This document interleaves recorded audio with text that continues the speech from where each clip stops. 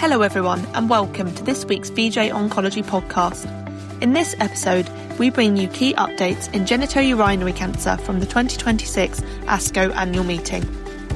First, we talked with Andrew Armstrong from Duke University Medical Centre to discuss key updates in prostate cancer from the meeting.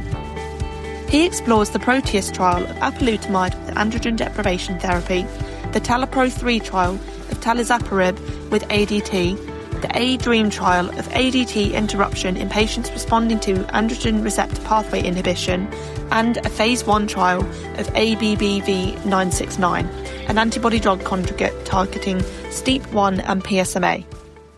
In the top two would be at the ASCO plenary session, we had the PROTEUS trial, which was highlighted as one of the top abstracts of the entire meeting. And the PROTEUS trial was over 2,000 patients that were randomized perioperatively with radical prostatectomy to 12 months of ADT apalutamide and ARPI or ADT alone, testing the value of treatment intensification with hormonal therapy sandwiched around the time of radical prostatectomy. The current standard of care for these patients with high risk and very high risk disease would be radiation, hormones, and an ARPI.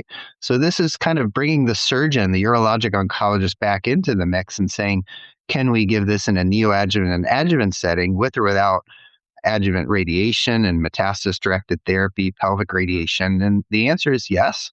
The trial was positive in that this treatment-intensive approach did delay metastasis-free survival as defined by conventional and PET imaging. Pathologic complete remissions were observed in a few percent of patients. We do need to get better. We would like to see pathologic complete remissions in the 20, 30, 50% range. So this provides a nice control basis for future trials that we'll be looking at as add-on therapy for novel agents in this setting to build upon the success of the PROTEUS study. And now patients will have options when they have high-risk disease. They could go the radiation route or the surgical route, both of which would, require ADT ARPI therapy. The second practice-changing abstract I'd like to highlight is the TALAPRO-3 trial. Both of these trials were presented in the New England Journal of Medicine over the weekend, so readers should check those papers out. TALAPRO-3 was a metastatic hormone-sensitive prostate cancer trial that enrolled men with homologous repair deficiencies like BRCA2, ATM, CDK12, BRCA1, and randomized patients to ADT Enza, the ARCHES regimen, or ADT Enza plus talazoparib, a PARP1/2 inhibitor. And this trial was positive for its primary endpoint of delaying progression-free survival. To me, it was surprising that it was a positive study both in all comers, particularly in BRCA patients, but also was very positive in patients with ATM and CDK12 mutations. So for me, that was practice-changing and illustrates that in the hormone-sensitive setting, there can be multiple, homologous repair alterations that confer PARP sensitivity. Overall survival is still immature, but a favorable trend. And adverse events are particularly anemia. So about 45% of patients did require a transfusion, particularly in the first few months, and dose reduction to get patients through that. Prof. Armstrong also discusses results from the phase 2 CHAMP trial, which examined a chemoimmunotherapy combination of cabazitaxel, carboplatin, ipilimumab, and nivolumab in patients with neuroendocrine or aggressive variant metastatic prostate cancer. The CHAMP multicenter trial was an investigator-initiated, Bristol-Myers Squibb-funded phase 2 trial that tested the clinical benefits of chemoimmunotherapy in men with aggressive variant or neuroendocrine small cell prostate cancer. These patients that have these aggressive variant or histologic evidence of transformed small cell, they tend to do very poorly with conventional therapies, particularly chemotherapy as the standard of care. Platinum doublet chemotherapy is what we use in the clinic all the time for these patients. And the CHAMP regimen tested the value of ipilimumab, a CTLA-4 blocker, along with nivolumab, a PD-1 blocker, which has demonstrated activity in this population before, and we combined this into a quadruplet, thus the CHAMP regimen. Duke was the lead site. MD Anderson and Cornell participated through the Department of Defense Prostate Cancer Consortium. The primary endpoint was radiographic progression-free survival using immune-modified RECIST. And we were trying to succeed in delaying progression-free survival or death at the 6-month landmark as compared to historic data with cabazitaxel alone. And we succeeded in that. The primary endpoint was statistically significantly improved with an rPFS rate of 74% versus 55% for chemotherapy alone. We also observed an objective response rate of nearly 40%, many patients with durable disease control beyond 2 years, which was very exciting for patients, and good tolerability, although, of course, there were some immune-related adverse events, thyroid, adrenal, a case of pneumonitis, several cases of colitis that were all treatable and reversible. The median progression-free survival was a year, which far exceeded what I expected, which was around 6 months for chemotherapy alone. So we're very excited to present CHAMP. We think it's a positive study. We do think the next stage would be a randomized controlled trial to really prove that this could extend survival. Next, Srikala Sridhar from the Princess Margaret Cancer Centre explores new approaches to curing bladder and kidney cancers, highlighting the growing role of the EV101 regimen and the importance of integrating different therapies. Well, I think we're in a time of great change in both these cancers. So certainly in bladder cancer, we've seen the EV-pembro regimen, that's enfortumab vedotin plus pembrolizumab, really changing the paradigm, not only in first-line metastatic disease, but also in muscle-invasive disease, where 2 trials, EV303 and EV304, has established this regimen in that setting. So this regimen is better than platinum-based chemotherapy in terms of event-free survival, overall survival, and importantly, pathologic complete response rates. And the pathologic complete response rates are pushing towards 60% and 64% in patients who have a radical cystectomy, which means that maybe we need to think about whether all these bladders need to be removed. So it really sets the stage for exploring bladder-sparing approaches. And I think we probably need to define what bladder-sparing approaches mean a little bit better. In some people's minds, it means not doing anything to the bladder, so no surgery or no radiation. But in other people's minds, it means doing radiation therapy with or without chemotherapy. So I think we really need to aim to define things a little bit better in that context. In the presentation today, we saw a study where they were looking at the addition of immunotherapy into a concurrent chemotherapy regimen. So it's really trying to understand how we integrate these different therapies. The other thing we saw today was really looking at the patient-reported outcomes for patients who were treated with EV-pembro on the EV303 trial. And I think these are really, really critical because as we push towards curing patients, as we push towards having them live longer and live better, a key consideration is what is the quality of that life? How are they actually doing? And so I think there's been a lot of attention at this meeting looking at quality of life. How do we collect it? When do we collect it? How do we collect it to ensure that we're actually capturing the patient view and ideas? So that's sort of where we were in this session. We also talked about the adjuvant setting in kidney cancer, and certainly we've had a number of mixed results in that setting. We saw another study that was negative with durvalumab as a single agent, but the interesting thing about that study is it was tested in a study, it was an investigator-initiated study, where the other arm of the study was durvalumab plus tremelimumab. So we're starting to understand or starting to try and understand at least what are the contributions of the different components of these adjuvant therapies. And I think we're still waiting for some biomarkers to help us tell us what we should be doing. And then the final presentation of my session was really interesting. It was trying to see if a patient developed scale to understand the impacts of treatment on quality of life might be a little bit more informative than what we've been doing so far. And I think this will be a really important step going forwards. I think understanding quality of life in every setting is going to be critical, using the right tools, and also assessing this issue of decision regret. So if patients are not happy with what happens, we need to understand why that is. In addition, we spoke with Tian Zhang of UT Southwestern Medical Centre to discuss highlights in antibody-drug conjugates for bladder cancer from the meeting, with an emphasis on data from the EV302 trial of enfortumab vedotin plus pembrolizumab for previously untreated locally advanced or metastatic urothelial carcinoma.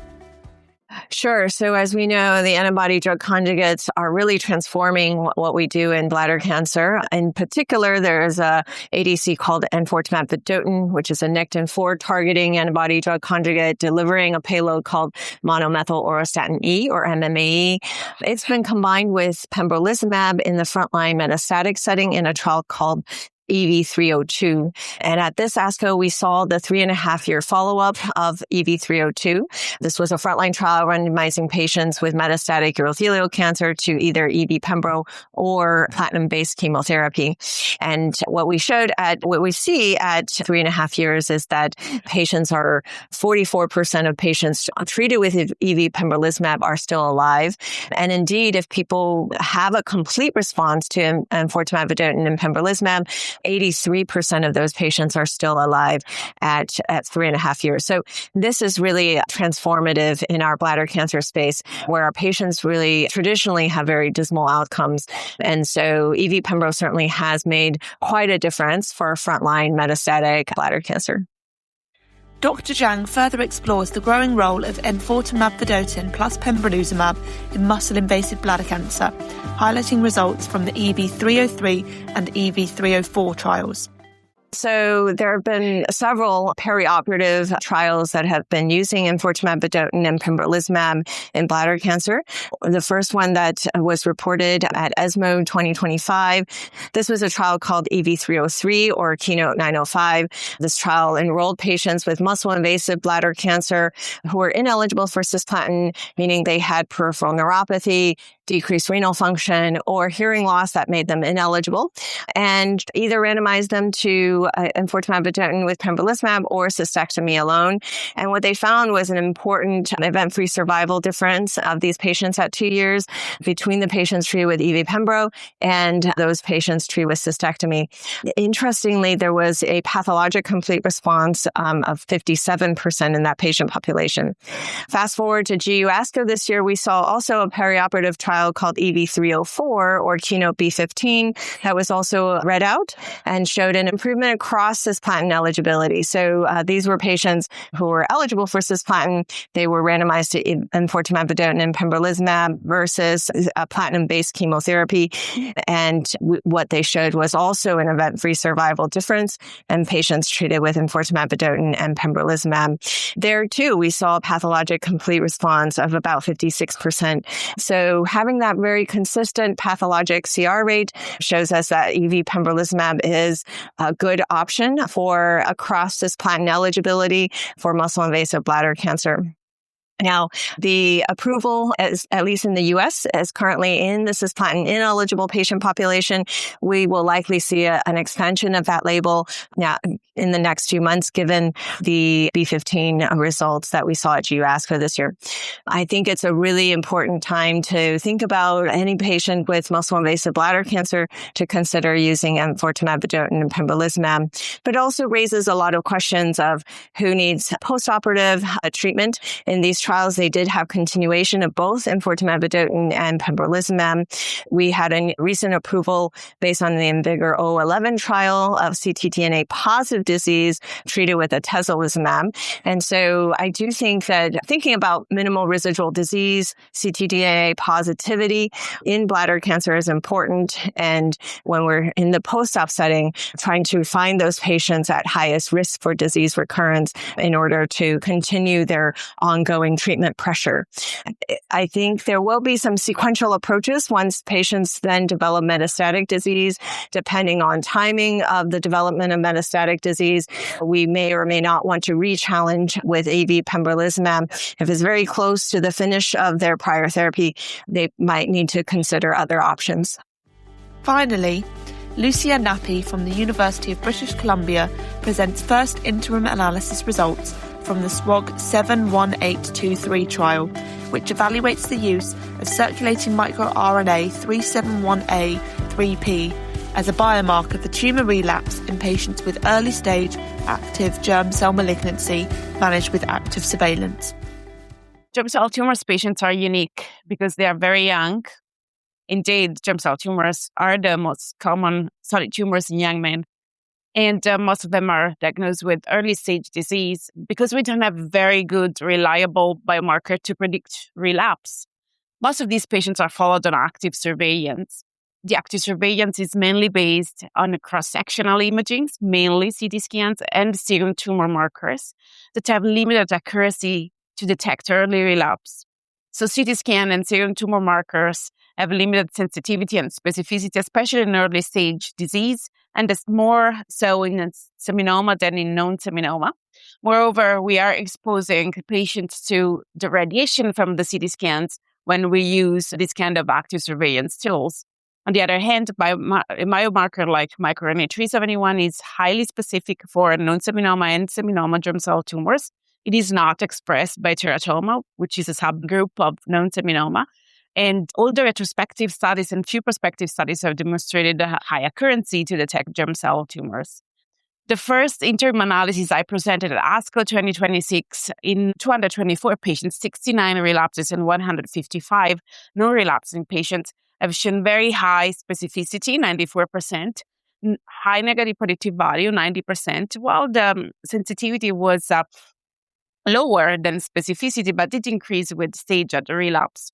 Moreover, another important finding of our study was that if we do measure microRNA 371 at baseline post-circuectomy, the patients with a post-circuectomy microRNA 371 positive result had a significantly shorter relapse-free survival compared to the patients who are negative immediately post-circuectomy, with an odds ratio of 9.9 that was very highly statistically significant. Thank you to our speakers and to you for listening to this podcast. If you enjoyed this episode, please leave a review and subscribe on your favourite podcast app, including Apple, Podbean and Spotify, so we can continue to deliver our expert-led content directly to you. Follow us on X at VJOncology to join in the conversation and visit VJOncology.com for the latest updates in the field.